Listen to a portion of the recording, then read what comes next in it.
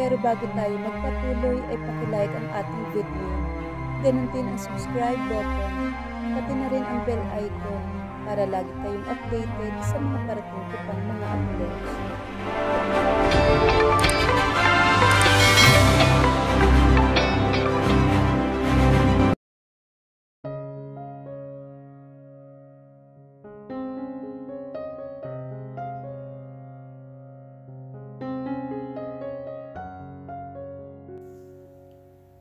Maliit na palad ang dumadampi sa kanyang pisngi, maging ang munting hininga nito ay tumatama sa kanyang mukha. "Alora," boses iyon ni Violet. "What are you doing? Tigilan mo nga yan." "I'm just trying to wake him up, Mommy," his little Jade said. God, ito ang pinakamagandang umaga na meron siya. Walang pagsidhan ang tuwa, nag-uumapaw ang kaligayahan sa puso niya. "Stop that, Alora," ani ng isang boses ng batang lalaki. "Listen to what Mommy say." Hindi niya alam ang gagawin niya. Iminulat na niya ang kanyang mga mata o mananatiling ipikit iyon at magkunwaring tulog. Hindi niya alam paano haharapin ang kanyang mga anak. Kinakabahan siya. Hindi niya alam paano i-approach sa mga ito. Paano niya aaminin ang totoo sa mga ito. "Ate, dadalhin ko muna ang mga bata. Mauna na kami sa baba." Boses naman iyon ni Abby. "Alex, Alora, at last, you go to tita. Susunod si Mommy. Hihintayin ko lang na magising si Daddy," ani ng asawa niya. Mabilis ang pagtibok ng puso niya. He feels surprised. Bigla siyang napabangon. "Hi," bati sa kanya ng anak niyang babae. "Good morning, Daddy," ani pa nito. Tila gustong tumalo ng puso niya mula sa kanyang dibdib. Marahan siyang bumaba ng kama at nilapitan ang kanyang anak na babae na katabi ng asawa niya. Nakatingin lahat sa kanya. Kumunot ang noo ng dalawa niyang anak na lalaki. "Tita Abby, it's not him, right?" Tanong ng isa niyang anak na lalaki. Tumawa lang naman si Abby. Maging ang asawa niya ay napahilamos sa mukha nito at pigil ang pagtawa nito. Hindi niya maintindihan kung bakit ganun ang naging reaksyon ng mga ito. "Mommy, can I borrow your phone?" Tumango lang ang asawa niya sabay kuha ng cellphone nito na nasa ibabaw ng bed ng anak niyang babae at ibinigay iyon sa anak niyang lalaki na may kulot na buhok. Sabay na nakatingin ang tatlo niyang anak sa screen ng cellphone. Muling umangat ang mga titig ng mga ito at tumitig sa kanya. "Tita Abby, it's not him," reklamo ng isa sa anak niyang lalaki. "Ano nangyayari? Anong hindi siya? Sino ang tinitingnan ng mga anak niya sa cellphone? May iba ba na ipinakilala si Abby at Violet na ama ng mga anak niya?" He feels nervous and frustrated at the same time. Saka lang nagpakawala ng tawa si Abby at tumingin sa kanya. "Kuya naman kasi, mag-shave ka nga ng balbas mo at magpagupit ka na rin ng buhok mo. Nagmukha tuloy akong sinungaling sa mga anak mo." Kahit kinakabahan ay napangiti siya. Lumuhod siya sa harap ng mga anak niya habang nasa tabi ng mga ito si Violet. Ginagap niya ang mga munting palad ng mga ito. "I'm your dad," ani niya sa nanginginig na boses. Napapalunok siya habang isa-isa niyang hinahaplos ang munting pisngi ng mga ito. "Really? Really, Mommy?" Naninigurado na tanong ng isa pa niyang anak na lalaki sa asawa niya. Tumabi naman si Violet sa kanya at kagaya niya ay lumuhod ito sa harap ng kanilang mga anak. "Yes, at last, he is your dad." "Pero bakit ang haba ng buhok niya, Mommy? Look." Pinaharapan ng isa sa mga anak niya ang screen ng cellphone na may larawan niya. "Kailangan ko na nga talaga sigurong magpagupit at mag-shave." Mahina siyang tumawa. Humaba lang ang buhok ni Daddy at last. Hinaplos ni Violet ang pisngi ng kanilang anak. Saka ito tumingin sa kanya at ngumiti. "Should I help, Daddy?" Sabay na tumango ang kanyang mga anak. Hinaplos niya isa-isa ang mukha ng kanyang mga anak, kasabay ng pag-iinit na magkabilang sulok ng kanyang mga mata. "Daddy wanted to say sorry," he swallowed. "Dahil hindi ko kayo naalagaan sa loob ng 5 taon. I'm so sorry." "It's okay, Daddy," his little Jade Mas lalong nagkurumentado ang puso niya sa simpleng kilos na iyon ng kanyang nag-iisang anak na babae. Tita Abby said, "You're a soldier and you're at war, kaya hindi ka kaagad makauwi. We are so proud of you, Daddy." Ani ng anak niya na tinatawag ng asawa niya kaninang si Alex. "Kaya ka ba hindi nagpapagupit kasi you are at war?" Inosenteng tanong naman ng anak niyang si Atlas. Napatingala siya at tumingin sa gawa ni Abby. Kagat nito ang ibabang labi habang pinupunasan ang luha sa pisngi, sabay iwas ng tingin sa kanya. "Yes, Daddy is a soldier and a fighter." Ani niya sabay yakap sa tatlo niyang anak. Dahil sa matinding galak, hindi niya mapigilan ang umiyak. "Mahal na mahal ko kayo. Mahal na mahal ko kayo mga anak." Wika niya rito. "And we love you too much, Daddy and Mommy." Kumalas siya sa pagkakayakap sa kanyang mga anak at bumaling kay Violet.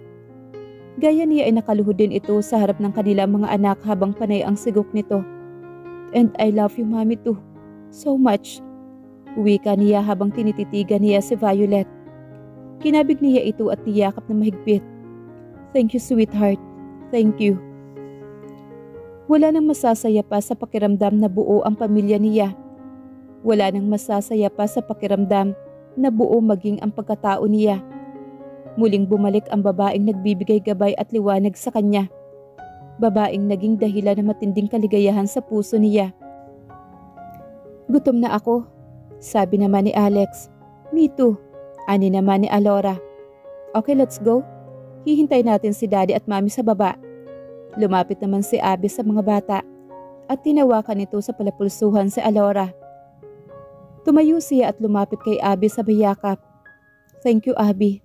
Thank you," ani niya at kumalas. "I'm sorry, Kuya.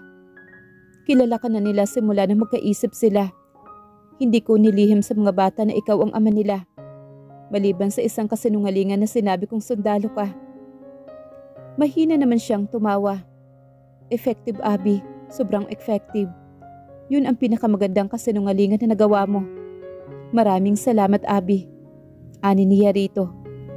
Naunang dinala ni Abby ang mga bata pababa ng hotel upang mag-agahan. Naiwan sila mag-asawa sa loob ng silid. Violet is wearing a yellow sleeveless mini dress. Hapit na hapit sa kurba ng katawan nito ang suot nitong damit. Nakatayo siya sa paanan ng kama habang matama niya itong tinititigan. May kung ano itong kinakalkal sa isa sa mga bag nito. Tumayo ito at lumapit sa kanya. "May damit ka na, hinatid ng kaibigan mo." Tinuro nito ang nakatupi ng nabinta na nasa ibabaw ng kama ng kanilang mga anak na lalaki. "Tutulungan kita. I-shave yung balbas mo," ani pa uli nito.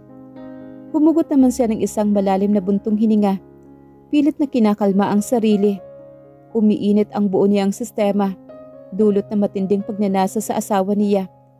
Sino ba ang hindi iinit? His wife is looking damn gorgeous. His Violet is still sexy and seductive as hell.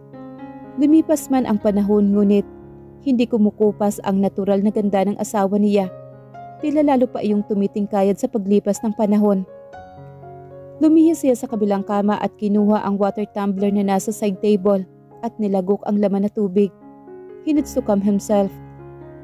"Sige na, tanggalin na natin yung may kahabaan mong balbas. Magpagupit ka na rin," ani pa uli ng asawa niya. Lumunok siya at ngumiti dito. Pagkatapos ng matinding sakit, pighati at mga luha na kanyang ibinuhos sa loob ng 5 taon. Sa isang iglap lang ay napalitan iyon ng matinding kaligayahan. He stepped forward towards the Violet at hinalikan. Naramdaman niya ang pagkabigla ng asawa niya. Hindi ito makagalaw at tila ito naninga sa kinatatayuan. "Open up for me, sweetheart," pakiusap niya rito. Habang nakatingala sa kanya ang asawa niya, hinawakan niya ito sa baba at dinilaan ang buong labi nito. "Greg," ani nito sa nanlalaki ang mga mata, kasabay ng bahagyang pagtulak nito sa kanyang dibdib. "Magbihis ka na, bababa na tayo," ani pa nito. Ngunit sa halip na makinig, mas lalo niya itong hinapit sa baywang. "Sweetheart, pwede ba na i-relax mo lang ang isip mo kapag kasama mo ako? Sweetheart naman, asawa mo ako," Ani niya na tila humihingi ng pangunawa sa asawa. Greg, okay lang. Okay lang naman ako. Ang puso ko kasi nagwawala. Bahagya siyang yumukod at mas inilapit ang mukha sa asawa niya. Ramdam at nararamdaman niya ang mainit na hininga ng asawa niya na tumatama sa kanyang mukha. Pagkapasok nila sa restaurant ay may kinawayan si Rex. Nakita niya si Abby na may katabi ito sa upuan habang kandong nito ang isa sa mga anak niya. Lumingon sa kinaroroonan nila si Abby at nakita niyang bumulong ito sa anak nilang babae.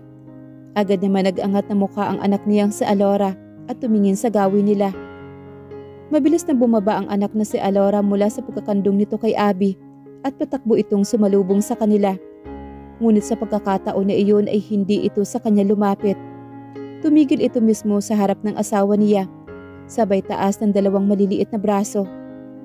Ayaw man kumalas ni Greg sa pagyakap ng isang braso nito sa kanyang baywang, ay wala itong nagawa. Malapad itong napangiti at binuhat ang anak.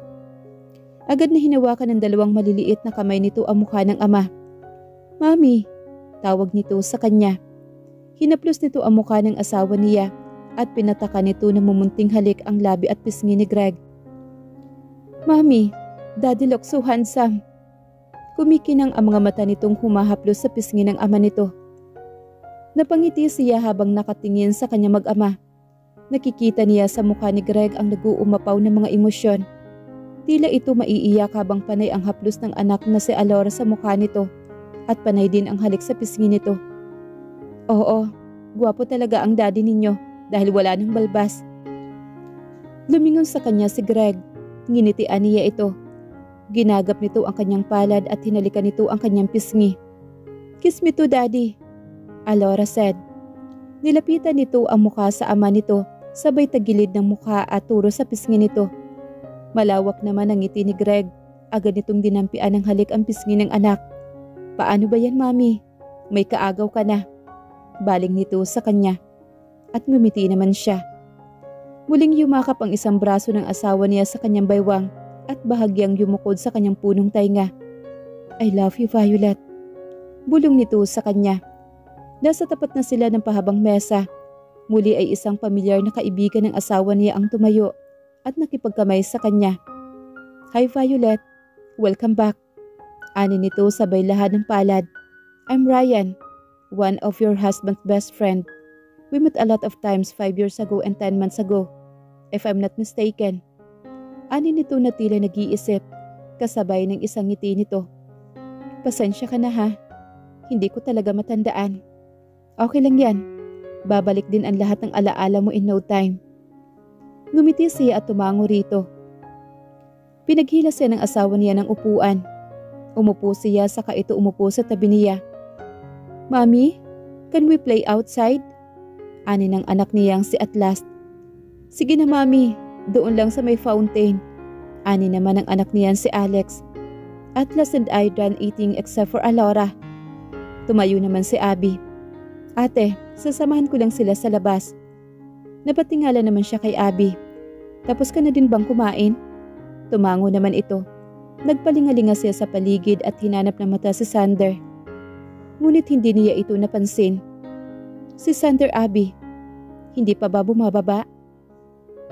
Violet, nauna na siya sa Quijano Rest House. Dumating kasi ang kaibigan naming si Felicity at gusto siyang makita. Ang totoo pupunta kaming lahat doon. And she requested na isama ka. Gusto ka niyang makita at ang triplets. Ani naman ni Rex. Pwede naman namin unang dalhin ang mga bata roon kasama si Abby kung papayag ka. Ani naman ang kaibigan ng asawa niyang si Daniel. Naramdaman niya ang pagpisil ng asawa niya sa kanyang palad. Lumingon siya dito. Inilapit nito ang mukha sa kanya at bumulong sa punong tainga niya. Please, pumayag ka na sweetheart. Susunod naman tayo agad. And besides, kasama naman si Abby. Hihintay natin si Manang Alice at Aya tapos susunod tayo agad sa kanila. Napaigtad naman siya. Dumikit ang labi ni Greg sa kanyang punong tainga.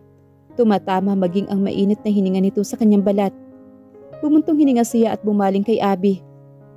Ate, pumayag ka na. Ako na ang bahala sa mga bata.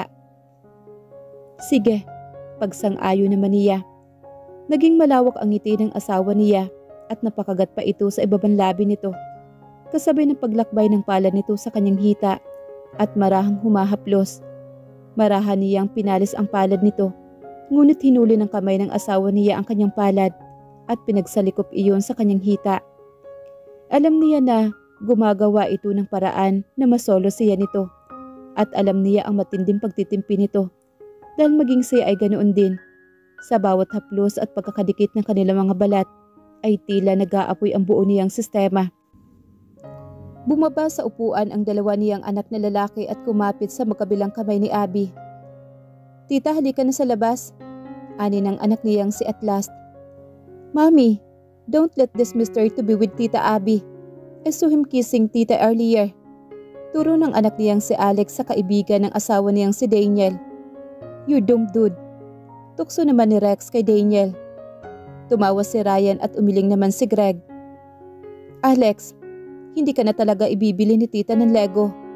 Pagbabanta pa ni Abby. It's okay tita. Daddy will buy for us. Right daddy? Malapad ang pagkakapunit ng labi nito na bumaling sa asawa niya. Gumiti naman ang asawa niya at tumingin kay Abby. Sorry Abby. Kinindatan nito ang anak nilang si Alex. Sure anak. How many Legos do you want? Napabunga naman ng hangin si Abby. Itinas ng anak niya ang dalawang kamay nito at nagbilang sa daliri. Daddy, 5. 5 for me and 5 for Atlas. Ani nito habang nakataas ang palad sa ere at pag nakita nito ang 10 daliri sa ama nito. Oo naman anak, 10 Lego. Yahey! Pumalakpak pa ang anak nila sa sobrang tuwa nito. You heard that, Tita Abby? Daddy will buy us Lego. Kumapit ito sa kamay ni Abby at lumundag habang naglalakad papalabas ng hotel. Hindi humihiwalay sa kanya si Greg. Saan man siya pumunta ay nakabuntot sa kanya ang asawa niya. Gaya na lang ngayon na nasa ladies washroom siya, habang nasa labas lang ito naghihintay sa kanya. Gusto pa sana nitong pumasok ngunit pinigilan niya. Nakakaramdam siya ng hiya lalo pa at nasa ladies washroom sila. Paglabas niya ng washroom, ay nakatalikod ito sa kanya at may kausap ito sa cellphone nito. Yes, Gavin. Pupunta doon sa gabi, oo. Okay. Umaga? Yeah. Yeah. Good idea. See you tomorrow. Ibinaba nito ang cellphone at isinuksok iyon sa bulsang suot na cargo shorts at lumingon. Bahagya pa itong nagulat na makita siya nito. Tapos ka na? Oo, tara na. Kailan ko pang ayusin ang gamit na dadalhin ng mga bata. Yumakap ito sa kanya at ibinaon nito ang mukha sa kanyang leeg. Gustong gusto na kitang masolo, sweetheart. I want you so bad, Violet. Pabulong na sambit nito sa kanyang punong tainga. Nanayo ang kanyang balahibo sa buong katawan at marahang kinagat-kagat ang kanyang tainga. Greg, pwede ba na magtiis ka muna? Paalis na din naman ang mga bata. Napalunok siya at naramdaman niya ang pagginit ng buo niyang mukha, kasabay ng mga kiliti na lumulukob sa buo niyang sistema.